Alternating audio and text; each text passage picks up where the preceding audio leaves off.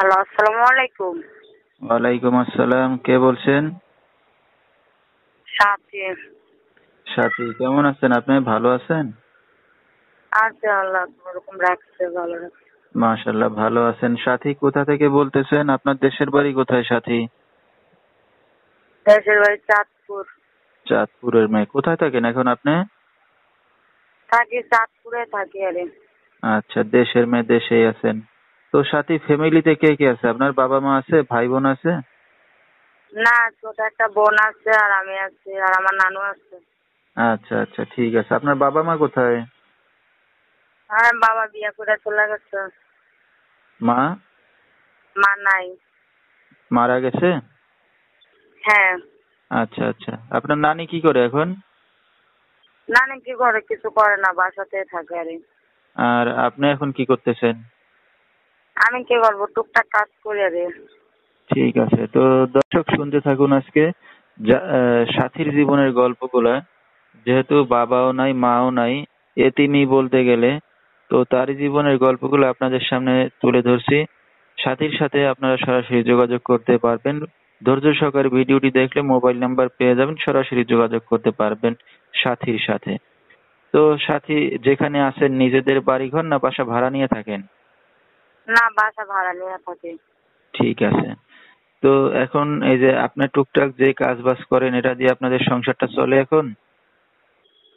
চলে আরে কোনো রকম। কোন রকম, বেশি ভালোভাবে কাটতেছে না, তাই নাই তো? হ্যাঁ। ঠিক আছে। তো আপনার বাবা কোনো খোঁজ খবর নেয় না আপনাদের? না, খোঁজ খবর নেয় না। ঠিক আছে। তো লেখাপড়া কত দূর করছেন সাথী? না, ওরকম করি নাই বেশি লেখাপড়া। লেখাপড়া করতে পারেন নাই? তো আপনার তো বোন আছে একটা বললেন, নাকি? সে ছোট না বড়? ছোট, 5 বছর। 5 বছর মাত্র? কি একটা দুঃখের বিষয়। ছোট একটা বোন আছে, তাদেরকে ফেলে চলে গেছে বাবা মা। তো বর্তমানে তো আপনি কাজ বাজ করতেছেন, লেখাপড়াও শিখতে পারেন নাই। তো বিয়ে শাদী হয়েছে আপনার সাথে? হ্যাঁ, আইছি ভালো একটা মনের মানুষের জন্য। আচ্ছা, আপনার বিয়ে শাদী হয়েছে আগে পরে? না না। আচ্ছা, বিয়ে শাদী হয় নাই। তো এখন কি ভালো একটা মনের মানুষ খুঁজতে আসছেন মিডিয়ার সামনে? হ্যাঁ। আচ্ছা। তো কেমন মানুষ চাচ্ছেন আপনার মনের মতো? যে আমার পাশে থাকবো, যে আমার দায়িত্ব নিব, এরকম একটা মনের মানুষ চাই। আচ্ছা দেন আচ্ছা। বিয়ে শাদী করতে পারে। তো এখন দায়িত্ব নিলে কি বিয়ে শাদী করবেন? হুম। এখন যদি কেউ আপনার দায়িত্ব নেয় তাহলে বিয়ে শাদী করতে রাজি আছেন, এই তো? হ্যাঁ, রাজে। ঠিক আছে। তো কোনো দর্শক ভাই যদি আপনার সাথে যোগাযোগ করতে চায়, কিভাবে করবে? এই তো আমার নাম্বার এটা আছে, এটা দিয়ে করবে, নাম্বারটা দিয়ে দেবেন। আচ্ছা, তো দর্শক, নাম্বারটা বলেছে, এই নাম্বারে যোগাযোগ করলে সাথীকে পেয়ে যাবেন। 01606945551। এই নাম্বারটা হলো সাথীর।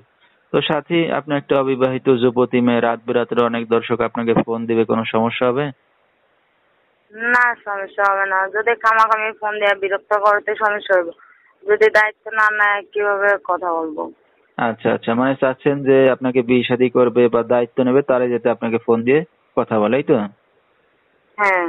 ঠিক আছে। তো দর্শক, শুনতেই পারলেন সাথীর জীবনের গল্পগুলো। বিস্তারিত জানতে সরাসরি ফোন করবেন। ভিডিওর স্ক্রিনে নাম্বারটা দেওয়া থাকবে। আজকের মতো এখানেই শেষ করছি। আসসালামু আলাইকুম।